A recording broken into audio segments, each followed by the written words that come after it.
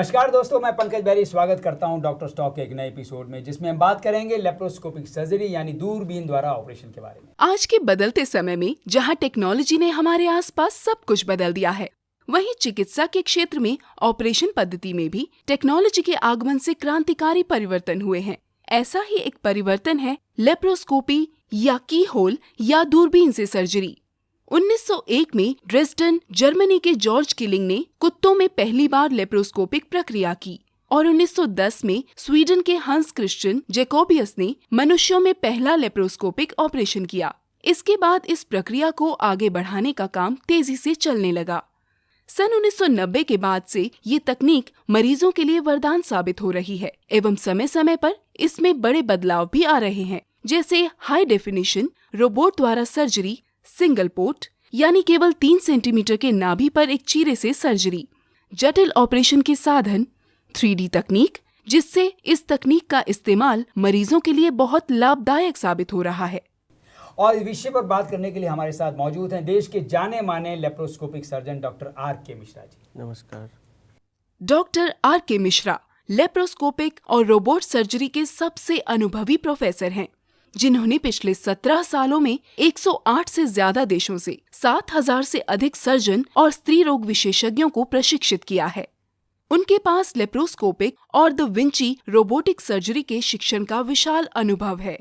वो TGO university में minimal access surgery के प्रोफेसर हैं और यूनिवर्सिटी कार्यक्रम शुरू करने के अपने प्रयास को 9 वेल्स हॉस्पिटल और मेडिकल स्कूल UK में सर एल्फ्रेड कुशियर के साथ शुरू किया गया था। डॉक्टर मिश्रा ने स्ट्रासबर्ग, फ्रांस के विश्वविद्यालय से लेप्रोस्कोपिक सर्जरी में अपना डिप्लोमा और यूनाइटेड किंगडम से मिनिमल एक्सेस सर्जरी यानी MMA में मास्टर डिग्री ली है। यूनाइटेड किंगडम में अपने काम के दौरान डॉक्टर मिश्रा ने लेप्रोस्कोपिक सर्जरी के कार्य प्रदर्शन में सुधार के लिए optimum shadow casting illumination technique की खोज की है और उनका शोध अब 11 लेप्रोस्कोपिक उपकरण कंपनियों द्वारा आदर्श छाया कास्टिंग टेलीस्कोप बनाने के लिए उपयोग किया जाता है। हमारा आज का सब्जेक्ट है ओवेरियन सिस्ट।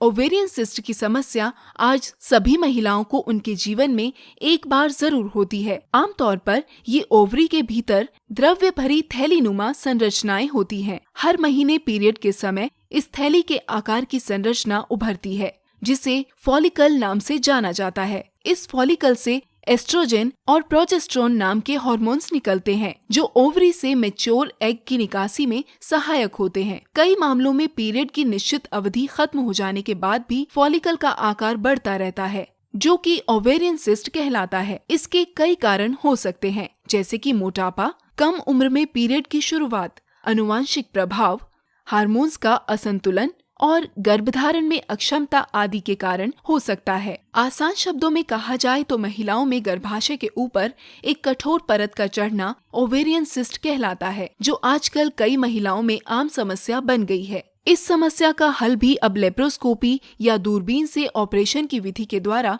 संभव है और ओवेरियन सिस्ट को आसानी से सही किया जा सकता है। अगर अनुभवी लेप्रोस्कोपी सर्जन से ये प्रक्रिया कराई जाए तो इस समस्या को पूरी तरह ठीक किया जा सकता है। क्या है ये, क्यों होता है और दूरबीन टेक्नोलॉजी से इसका इलाज कैसे किया जा सकता है? हमारे ये सब सवाल होंगे और जवाब देंगे डॉक्टर साहब। लेकिन उससे पहले मैं सब दर्शकों से रिक्वेस्ट करना चाहता हूँ कि अगर आपके मन में इस टेक्नोलॉजी को लेकर के, इस बीमारी को लेकर के कोई भी सवाल है तो फ़ोन उठाइए, हमें फ़ोन लगाइए, हमसे सवाल कीजिए, आपको जवाब मिलेंगे यहीं इसी मंच पर। डॉक्टर साहब, मेरा पहला सवाल लेप्रोस्कोपिक सर्जरी यानी दूरबीन से ऑपरेशन को लेके है। उत्सुक हूँ मैं जानने के लिए, क्या है ये लेप्रोस्कोपिक सर्जरी, कैसे होती है? लेप्रोस्कोपिक सर्जरी एक पद्धति है, एक नई पद्धति है जिसमें कि दूरबीन द्वारा हम लोग सर्जरी करते हैं। तो इसमें पेट को चीरने की आवश्यकता नहीं होती है, बस छोटे से छेद से एक दूरबीन अंदर डाल के और लेज़र के द्वारा या डिफरेंट इलेक्ट्रोसर्जिकल वेव्स के द्वारा हम लोग किसी भी ऑर्गन का ऑपरेशन कर सकते हैं, जिसमें पेशेंट को कोई चीरा नहीं लगता है और बिना काटे हुए सर्जरी पॉसिबल है। इससे पहले मैं आगे बढ़ूं, एक बार फिर से कहना चाहता हूं, अगर आपके मन में कोई भी सवाल हैं तो तुरंत फ़ोन उठा के फ़ोन लगाइए, हमसे बात कीजिए, प्रश्न कीजिए। डॉक्टर साहब यहाँ पे मौजूद हैं आपके हर प्रश्न का जवाब देने के लिए। डॉक्टर साहब, मैं एक सवाल आपसे पूछना चाहता हूँ। ये जो दूरबीन से ऑपरेशन की टेक्नोलॉजी है, इससे जब पेशेंट इलाज करवाएगा तो कितना वक्त लगेगा उसे, कितना वक्त उसे अस्पताल में रहना पड़ेगा, उसकी रूटीन लाइफ का क्या होगा, कब तक वो अपनी नॉर्मल रूटीन लाइफ में आएगा, और सबसे बड़ी बात, कोई साइड इफेक्ट है इसके क्या? ओवेरियन सिस्ट की सर्जरी में लैप्रोस्कोपी में कोई चीरा नहीं लगता है, इसलिए पेशेंट को ज़्यादा दिन तक हॉस्पिटल में रहना नहीं है। पेशेंट उसी दिन वापस जा सकता है। और कुछ साइड इफ़ेक्ट्स तो रहते हैं, थोड़ा डर रहता है ब्लीडिंग का और दूसरा कि रिकरेंस होने का ओवेरियन सिस्ट, लेकिन ये साइड इफ़ेक्ट ओपन सर्जरी में ज़्यादा है।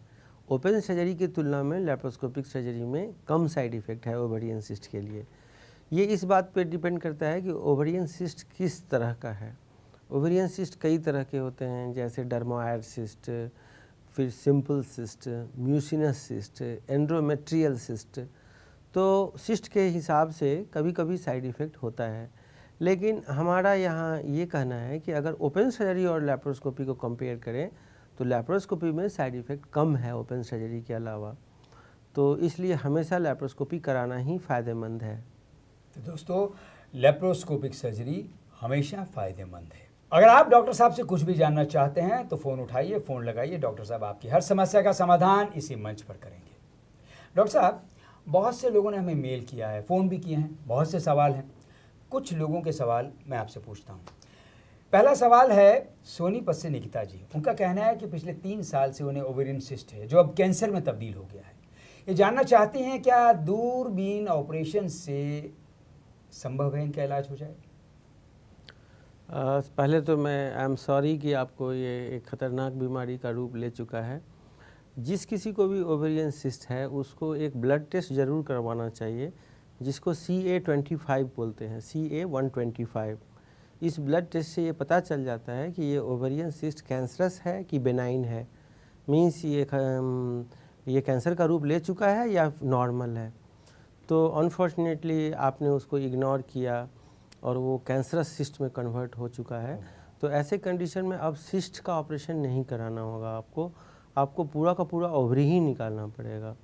और उसमें भी ये हम लोगों को कुछ टेस्ट कराने पड़ेंगे, जैसे कुछ और tumour markers plus PET scan, that is उसको पोजिट्रॉन एमिटिंग टोमोग्राफी टेस्ट कहते हैं। वो देखना पड़ेगा कि ये कैंसर कहीं दूसरे भाग में तो नहीं फैल चुका है। अगर भगवान न करे दूसरे भाग में फैल चुका होगा तब तो आपको रेडियोथेरापी, केमोथेरापी सब के लिए जाना पड़ेगा। लेकिन अगर वो ओवरी तक में सीमित है तो उसमें हम लोग पूरा का पूरा ओवरी और सराउंडिंग लिम्फ नोड्स अगर निकालें तो आपसे ठीक हो जाएगा ये। और फॉर्चुनेटली लैप्रोस्कोपी से ये सर्जरी ज़्यादा अच्छे से होता है, क्योंकि लैप्रोस्कोपी में मैग्नीफाइड व्यू होता है, तो पेल्विस के अंदर हम लोग काफ़ी अच्छा से देख सकते हैं। मींस जो नेकेड आई नहीं देख सकता है, मतलब नंगी आंखों से जो चीज़ आप नहीं देख सकते हैं वो भी आप लैप्रोस्कोपी से देख सकते हैं, क्योंकि उसमें आजकल डिफरेंट टेक्नोलॉजी आ गया है जिसको बोलते हैं NBI technology, that is called narrow beam imaging technology. तो और लिम्फ नोड का रिसेक्शन भी किया जा सकता है। तो हमारे हिसाब से आप जल्द से जल्द किसी अच्छे लैप्रोस्कोपिक ऑन्को सर्जन से मिलें और आप अपना ऑपरेशन जल्द से जल्द करवाएं। डॉक्टर साहब, हमारे दूसरे जो सवाल करने वाले हैं वो हैं नोएडा से सारिका जी। वो पूछ रही हैं कि इन्हें ओवेरियन सिस्ट है और ये प्रेग्नेंट भी हैं, तो क्या दूरबीन टेक्नोलॉजी से इनका ऑपरेशन संभव है? हाँ, बिल्कुल संभव है, लेकिन इससे पहले मैं 1-2 बात बताना चाहूँगा कि ये ओवरी में कभी कभी फंक्शनल सिस्ट भी होता है। फंक्शनल सिस्ट मीन्स कि ये कोई नुकसानदेह नहीं है, ये उसका अपना सिस्ट है। और प्रेगनेंसी के समय कभी कभी फंक्शनल सिस्ट, जिसको फॉलिकुलर सिस्ट भी बोलते हैं, वो कभी कभी ग्रो करता है। तो इन्होंने अपने सिस्ट का साइज नहीं बताया है एक्चुअली। तो अगर वो फॉलिकुलर सिस्ट और फंक्शनल सिस्ट होगा तो उसको कुछ भी नहीं करना है, वो प्रेगनेंसी के बाद खुद ही ठीक हो जाएगा। लेकिन अगर ये पैथोलॉजिकल सिस्ट है, मीन्स ख़राब सिस्ट है, बीमारी वाला सिस्ट है, जिसको पानी वाली थैली भी बोलते हैं, वो है और उसका साइज अगर 10-15 सेंटीमीटर है तो ये प्रेगनेंसी में हानिकारक हो सकता है। कभी कभी प्रेगनेंसी के समय ही इसका टॉर्सन हो जाता है, मतलब ये इसमें ऐंठन पड़ जाती है और ये काफ़ी दर्द होता है, जानलेवा दर्द देता है। तो ऐसे कंडीशन में इनको किसी लैप्रोस्कोपिक गायनेकोलॉजिस्ट से मिलके पहले तो ये डिसाइड करें कि ये पैथोलॉजिकल सिस्ट है या फंक्शनल सिस्ट है, और उसके बाद अगर पैथोलॉजिकल है तो लैप्रोस्कोपी से उसको निकाला जा सकता है। प्रेग्नेंट वोमेन में लैप्रोस्कोपी से सिस्ट निकालने का सबसे अच्छा टाइम सेकेंड ट्राइमेस्टर होता है, means after 14th week of the pregnancy is the best time.